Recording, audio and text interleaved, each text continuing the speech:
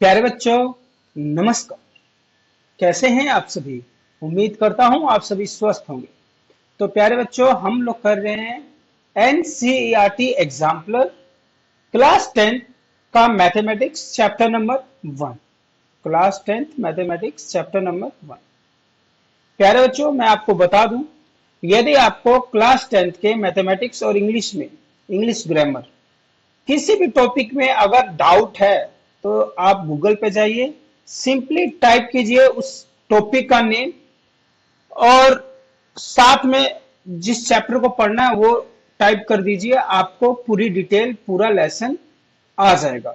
और वीडियो जो आएंगी वो कैसी आएंगी, आपको पार्ट वाइज आएंगी, एक तरीके से आएंगी, एक स्ट्रक्चर्ड वे से आएंगे, एक मैनर से आएगा, सो डेट कि आपको किसी भी चीज में कोई दिक्कत नहीं होगी। फॉर एग्जाम्पल, यदि मैं कहूं ये इंग्लिश ग्रामर है और ये जैसे एडिटिंग हो गया, सब्जेक्ट वर्ब, अग्रीमेंट हो गया, नोट मेकिंग रिलेटेड हो गया, या क्लास 10th में जैसे आप पढ़ेंगे तो रियल नंबर्स हो गए, पॉलिनोमियल्स हो गए, ये चैप्टर वाइज है। देखिए, रियल नंबर हो गया, then polynomials, then pair of linear equation in two variable, quadratic equation, then arithmetic progression, then chapter number 6 है, कोऑर्डिनेट ज्योमेट्री है, सर्कल्स है, इसके बाद आपका ट्रिग्नोमेट्री है।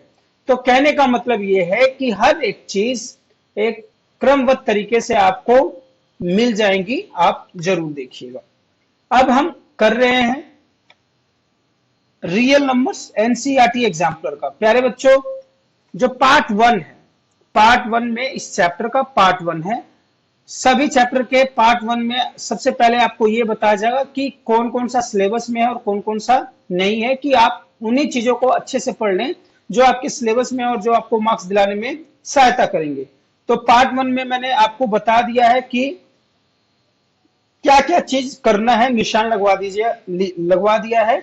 आप वहां लिंक में मैंने दिया हुआ है, वहां से जाके आप चेक कर लीजिए, वहां से आपको मालूम चल जाएगा कि क्या क्या करना है। आज हम लोग करेंगे एक्सरसाइज 1.1। एक्सरसाइज 1.1, और मैंने बताया था कि ये पूरी एक्सरसाइज इंपॉर्टेंट है और आपको करना है। एनसीईआरटी एग्जाम्पलर क्यों इंपॉर्टेंट है, इस पे भी मैंने एक वीडियो बनाई हुई है। और एनसीईआरटी एग्जाम्पलर अगर आपने अच्छे से कर लिया, एनसीईआरटी की बुक कर ली, तो आप ये मान के चलिए कि 100 में से 100 अंक आप प्राप्त कर सकते हैं। तो चलिए बिना समय बर्बाद किए हुए हम करते हैं। कह रहा choose the correct answer from the given 4 options in the following questions. The question number 1 is for some integer m, कोई इंटीजर m है, every even integer is of the form, कोई भी इवन इंटीजर आपको बनाना है। तो देखिए, even integer बनाने के लिए आपको किसका मल्टीपल आपके पास होना चाहिए? 2 का multiple. If any number is being multiplied by 2, तो वो आपको क्या देता है? एक इवन नंबर देता है। मान लीजिए चाहे आप ओड नंबर, मान लीजिए मैं इवन नंबर से मल्टीप्लाई कर रहा हूं, मैंने 4 से किया, तो I am getting 8 which is an even number. इस 2 को मैं मल्टीप्लाई कर रहा हूं एक ओड नंबर से, तो भी मुझे क्या मिल रहा है? 6 मिल रहा है। तो इसका मतलब जो इवन मुझे जो इवन इंटीजर चाहिए किस फॉर्म में मिलेगा मुझे? ऑलवेज आई गेट 2m, जहां पे m आप कुछ भी ले सकते हैं, इट कैन बी ओड और इवन, लेकिन जब ये 2 से मल्टीप्लाई हो जाता है तो आंसर हमेशा आपका क्या आता है? इवन आता है। प्यारे बच्चों, देखिए इस प्रकार से आपको इन्होंने कितने क्वेश्चंस दिए हुए हैं? They have given you 10 questions, और इन 10 में भी जो क्वेश्चन नंबर 6 है और क्वेश्चन नंबर 7 है, ये बहुत जरूरी है, बहुत इंपॉर्टेंट है।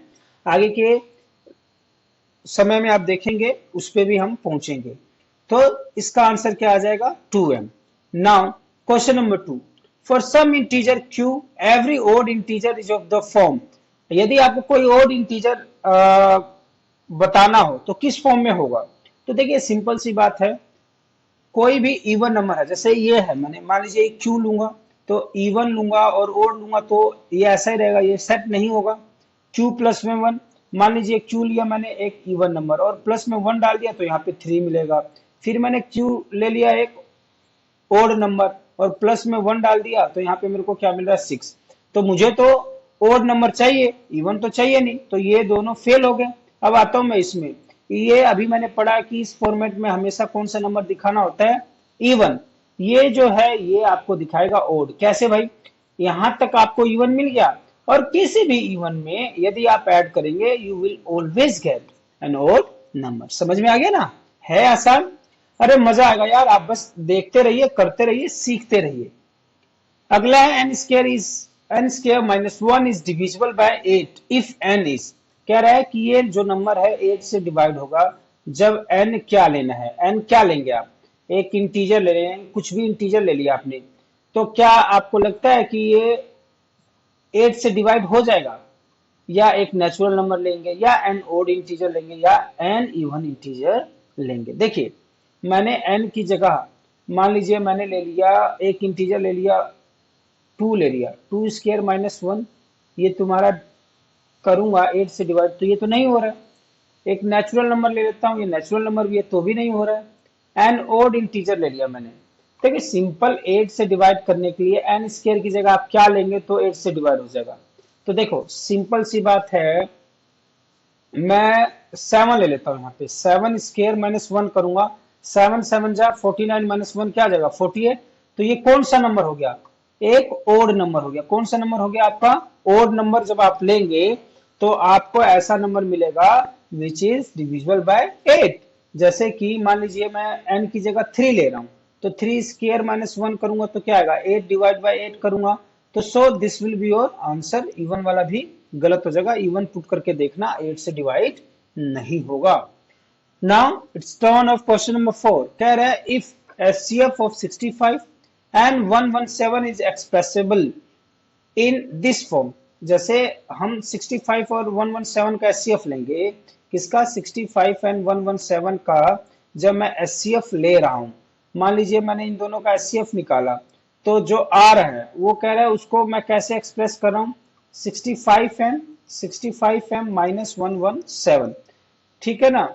ये इसके बराबर है। तो सबसे पहले तो मैं एचसीएफ निकाल लेता हूं। 65 और 117 का एचसीएफ बताओ जरा क्या होगा? 13 इंटू 5 और ये 13 नवा 117। तो इसका एचसीएफ क्या आ जाएगा? 13। क्या आ गया बच्चों? 13। और ये क्या हो जाएगा? 65m माइनस में 117। ये भी एचसीएफ है 65 एंड 13 का, और ये भी एचसीएफ है। कह रहा है कि मैं ऐसे दिखाऊंगा, तो दिखा दो। दोनों ही एक ही नंबर के एचसीएफ है, मैं बस सोल्व कर लूंगा इसको। 13 आप इधर ले, 117 को इधर लाइए, तो ये कितना हो जाएगा? 3 ऐड करेंगे तो 20, और ये 10 ऐड कर देंगे तो क्या आ जाएगा? 130।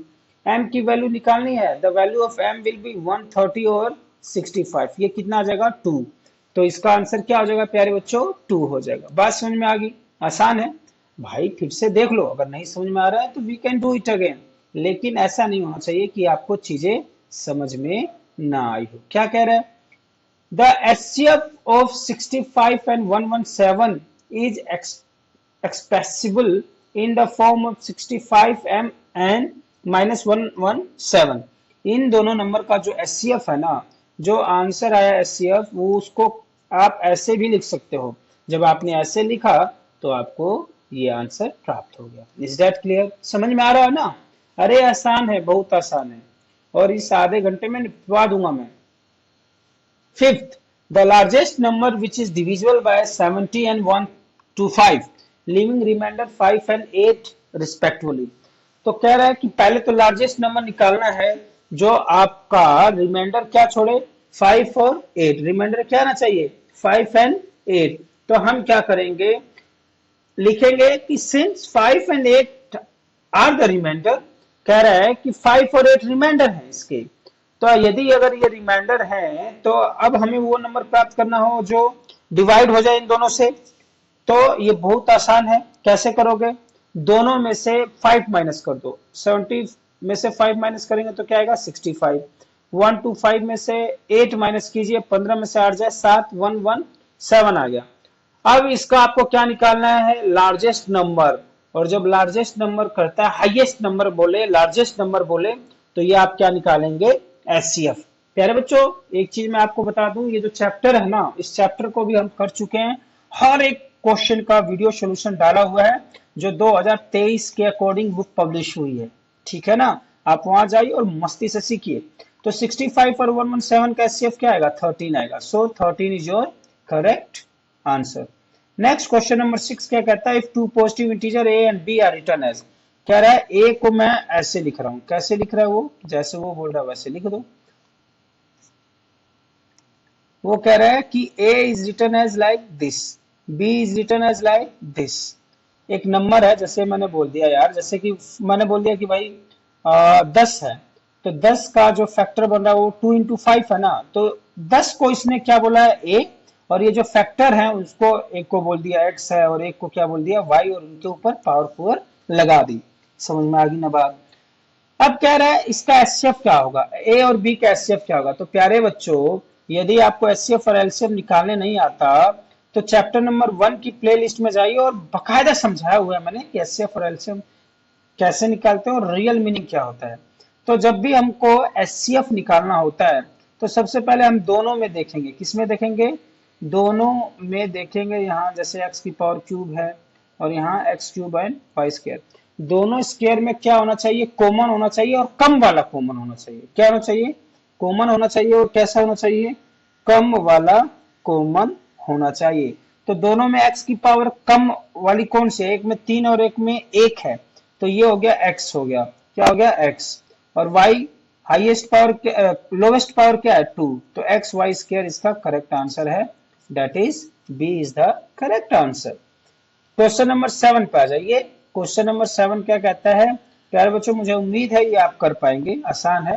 कह रहा है कि दो पॉजिटिव इंटीजर है, एक p है और एक क्या है, q है। कह रहा है p is equals to a b square आता है, फैक्टर करेंगे, और उस q वाले नंबर का क्या आता है, ए क्यूब बी क्यूब। एलसीएम निकालना है प्यारे बच्चों, एलसीएम का बड़ा प्यारा कंसेप्ट मैंने बताया हुआ। जब भी आपको एलसीएम निकालना हो, दोनों में कॉमन देखो, दोनों में क्या देखो, जैसे मान लीजिए एक्स वाई क्यूब लिख दिया मैंने, एक्स क्यूब और वाई स्क्वायर लिख लिया। तो जब दोनों में कॉमन देखोगे एलसीएम, तो पावर देखो हाईएस्ट किसकी है, पावर हाईएस्ट किसकी है, जैसे मुझे एक्स दिख गया, ये मान लो कोई नंबर है और ये भी कोई नंबर, ये नंबर हो गया ए और ये क्या नंबर हो गया बी। इसका फैक्टराइज किया तो ये है, इसका फैक्टराइज किया तो ये।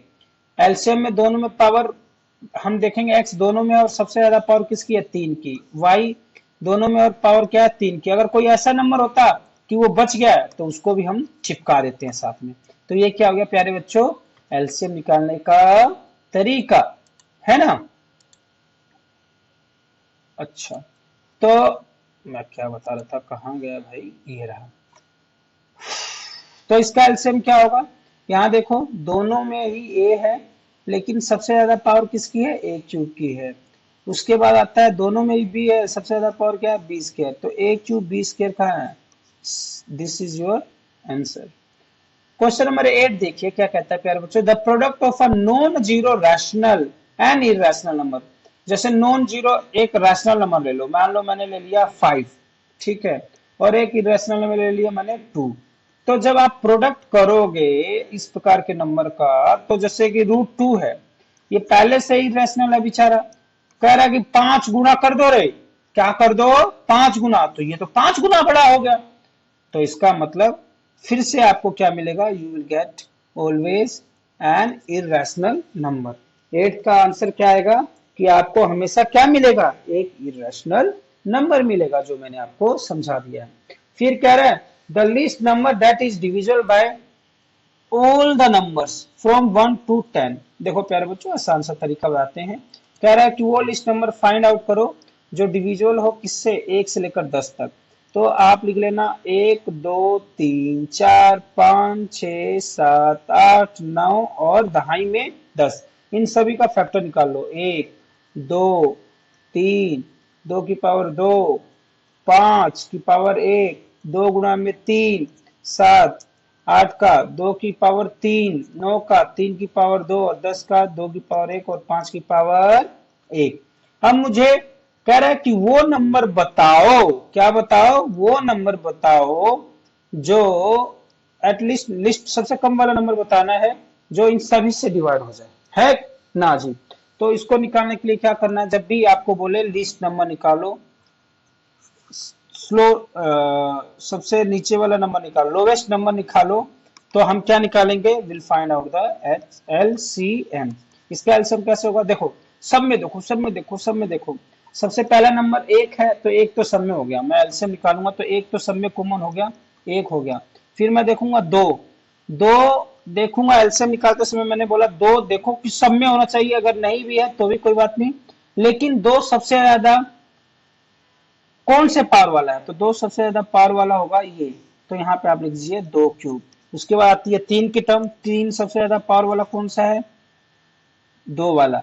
और उसके बाद 4 है नहीं, 5 है, तो 5 केवल एक है, इससे बड़ा कोई नंबर नहीं है। जब आप इसको मल्टीप्लाई करेंगे तो क्या मिलेगा, 8 गुणा में 9 गुणा में 5, है ना, 9 अठे 72 गुणा में 5 कितना आएगा, 5 जीरो, 5 दूना 10, 7 14 1 15।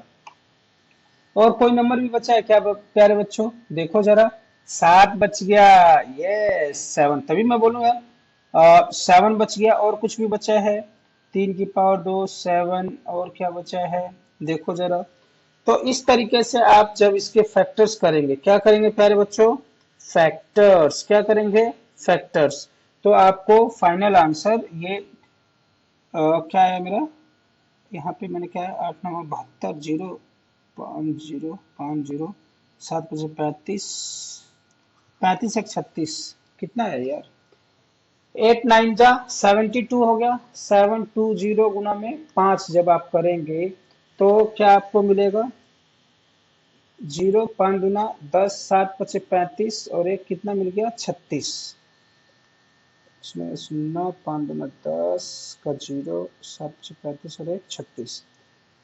जब आप इसका एलसीएम निकालेंगे तो आंसर इसमें क्या दे रखा है, 2520 दे रखा है इन सारे नंबर्स का एलसीएम। 2 की पावर 3 कितनी होती है, 8 हो गई, 3 की पावर 2 कितनी होगी, 9 होगी, और 5 गुणा में 7 है, 5 भी है और गुणा में क्या है 7 है, इसको आप सोल्व कर लीजिएगा। 2 की पावर 3 कितनी होगी, 8 होगी, 3 की पावर 2 कितनी होगी, 9 होगी, 3 की पावर 2, और ये आपका एक 5 आएगा और एक क्या आएगा 7। इसको जब आप मल्टीप्लाई करेंगे 8 5 जा 40 इंटू 9 इंटू 7 360 इंटू 7 जब आप करेंगे तो आपका फाइनल आंसर क्या आएगा, ये आएगा 2520, जो ऑप्शन में दिया है वही आपका आंसर आएगा। Is that clear, 2520 is your final answer. Last question आता है, वैसे तो ये हट गया सिलेबस से लेकिन कर लो, आसान सा है।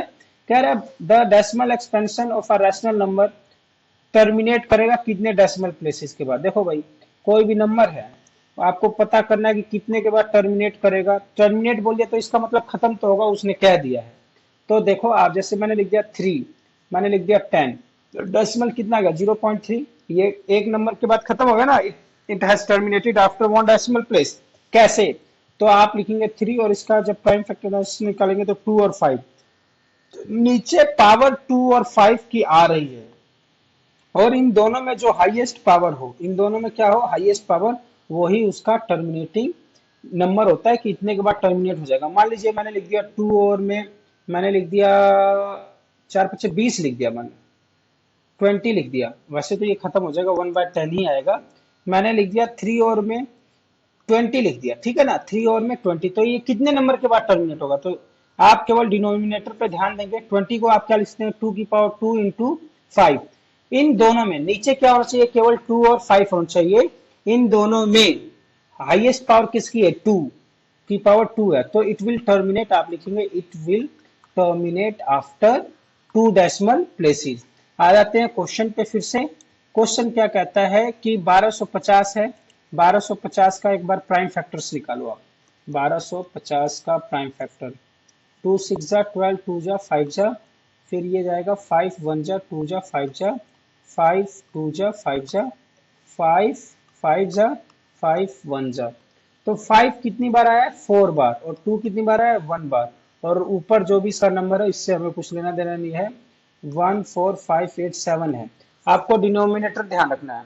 अब डिनोमिनेटर में 2 और 5 ही होना चाहिए केवल, तभी टर्मिनेट होगा। हाईएस्ट पावर किसकी है, 5 की, कितनी बार जा रहा है, 4, so it will terminate after 4 decimal places. चाहे आप खुद निकाल के कर लेना, आपका जो टर्मिनेशन आएगा it will terminate after 4 decimal places, है ना। तो प्यारे बच्चों देखिए, 20 मिनट में हमने ये 10 क्वेश्चन कर लिया, जिसमें मैं आपको एक्सप्लेन भी कर रहा हूँ, है कि नहीं। तो करते रहिए, अगली वीडियो में एक्सरसाइज 1.2 आएगा, जो केवल क्वेश्चन करने होंगे केवल वही करवाऊंगा। टिल देन टेक केयर, खुश रहिए और अपना ख्याल रखिए। वीडियो अच्छी लगी हो तो do right in the comment box.